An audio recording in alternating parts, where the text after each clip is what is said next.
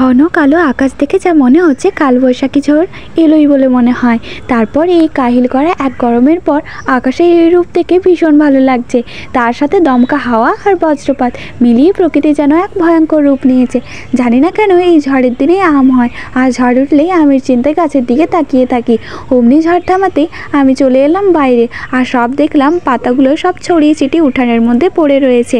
তারপরে গেলাম সব গাছগুলো একটু দেখে, তারপরে বাইরে বেরিয়ে দেখলাম খুব জল পারাপার হচ্ছে। সেই জলে পা ডুবিয়ে আমি তো বেশ মজাই নিচ্ছিলাম, আর এই জলটা পার হয়ে যাচ্ছিল পুকুরের মধ্যে। তো সেই জলে আমি মজা করতে করতে তারপর আবার মনে হলো বাড়ির দিকে যাওয়া যাক। বাড়িতে দেখি কি লণ্ডভণ্ড করে দিয়ে গেছে এই ঝড়। তারপর দেখলাম সব লণ্ডভণ্ড করাতে কলা গাছের যা পরিণতি হয়েছে, কলা ধরতে তো পারলই না, তার মধ্যে এই অবস্থা কলা গাছের।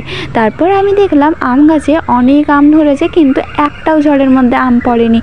এটা দেখে তো আমি ভীষণ খুশি হলাম। তারপর আমি সাপের ভয়ে ভয়ে একটু একটু করে এগিয়ে গেলাম কুয়োর দিকে, কারণ আমার দেখার ছিল কুয়োতে কতটা পরিমাণে জল হয়েছে। তো সেটা দেখার জন্যই আমি মনের মধ্যে ভয় ভয় নিয়ে একটু একটু করে এগিয়ে গেলাম। এক একটা গাছ ভেঙে গেছিলো, সেগুলো পার করে করে কুয়োতে দেখলাম যে জল তো বাড়েনি, তার সাথে হয়ে গেছে জলটা সবুজ, কারণ জলটা ব্যবহার করা হয়নি, তার কারণেই এই অবস্থা। তারপর আমি এগোতে এগোতে আমার পা তো একদম কাদার মধ্যে চলে গেছিলো। তারপর আমি কোনোভাবে সেখান থেকে বেরিয়ে আসলাম। তারপর দেখি আমি এটা পেয়েছি, আর এটা পাওয়ার পর আমার মনে আরও খুশি হয়ে গেল, কারণ এটা থেকে আবার আমি একটা লকেট বানাতে পারবো, সেই মাথায় চিন্তা এলো। তারপর আমি সব কিছু পার করে গাছগুলোকে প্রণাম করে তারপর আমি চলে এলাম। তারপর নারকেলগুলো দেখলাম এদিক সেদিক পড়ে আছে, তাহলে সবগুলো এক একটা করে রেখে দিলাম।